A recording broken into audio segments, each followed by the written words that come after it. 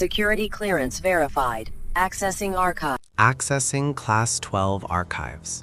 File 001. The Radiation Men. When the war ended, we thought the humans would finally stop laughing. They didn't. They were still laughing when they walked through the fallout. They were still laughing when Warlord Krell's neutron bombs turned our skies into liquid amber. They were still laughing when we saw our own skin blister from the light reflected off their armor. They called it sunburn. I called it madness. My name is High Commander Valen, and when the humans first joined the war, none of us were impressed. They were newcomers to the Galactic Concord, a noisy, slow-breeding primate species from a Class 12 Deathworld whose only notable exports were caffeine and bad ideas. The bureaucracy had cataloged them as moderately clever, disturbingly durable, socially unstable. That sounded accurate. At first, they were just background noise, a few mercenary units hired to dig trenches on irradiated moons no sane species would step foot on. They called their company the Glow Boys. When the first campaign began, we assigned them to the border front, the hot zone. It wasn't even a battlefield anymore, just a glowing wasteland of fused metal and isotopes that made dosimeters scream from orbit. Our own troops rotated in for 5-minute shifts before retreating for decontamination. The humans set up tents, and then they built a tavern. The bar, if you could call it that, was an amalgam of corrugated titanium, blast shields, and a cracked atmospheric dome the humans patched with melted glass. They hung a sign outside, hand-painted in flaking white letters, the half-life, drinks colder than your planet's sun. Inside, they laughed, sang, and drank glowing green liquor distilled from water reclaimed out of contaminated snow. They even invited us in. The rest of us wore leaded suits, sealed helmets, and triple filters. The humans wore flannel. One of them, Sergeant Callum Bryce, offered me a bottle of something labeled Radshine. "Homebrewed, Commander," he said, grinning. "Triple filtered, mostly non-lethal." I declined, citing medical incompatibility. Bryce just shrugged and said, "Suit yourself, more for me." He drank it right there. We watched his Geiger counter twitch. He belched, the needle spiked, and then he just laughed and poured another. That night, my chief medical officer, Dr. Threx, whispered to me in horror. He pointed at their cellular decay rates and asked, "Commander, how are they not dead?" Bryce overheard him. He leaned back and said, "Oh, we're dying, Doc, just slower than everyone else." We thought he was joking. Weeks later, the Gevrian front collapsed. Warlord Krell withdrew his fleets and began orbital bombardment. No one expected the humans to hold the line. The hot zone was already lethally irradiated. I ordered an evacuation. The humans refused. When the first kinetic rods hit, the ground around the half-life erupted in fountains of molten stone. The air shimmered with decay particles. Dr. Threx confirmed that nothing biological could survive. Hours later, the human frequency channel came online through the static. It was Bryce. His voice was loud over the background noise. "Half-life to command," he said. "Bar still standing. Drinks are still cold. We might need more ice, though." They were still there. Rumors spread quickly through the fleet.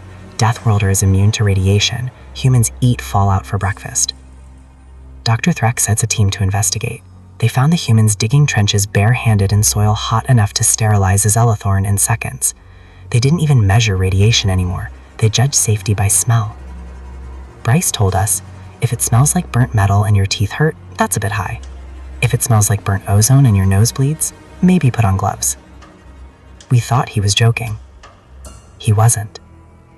The Gevrians launched their final gambit, a Cobalt-Fusion bomb, planet breaker, saturation level fallout across the hemisphere.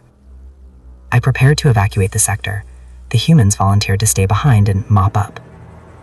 I begged them not to, but Sergeant Bryce just grinned through his cracked visor and said, "We've seen worse. Once camped next to a leaking reactor for a month. Got a tan." The bomb fell. The hemisphere went white. Every life form below vaporized. For 3 days, orbital sensors couldn't get a reading. Then, a signal, a human broadcast. It was Bryce again. His voice was hoarse, coughing, but alive. "Half-life to anyone listening. The sky's bright. The bar's gone, but we've got good news. The beer's still cold." Even the Gevrians stopped transmitting for several minutes. That was when the legends began.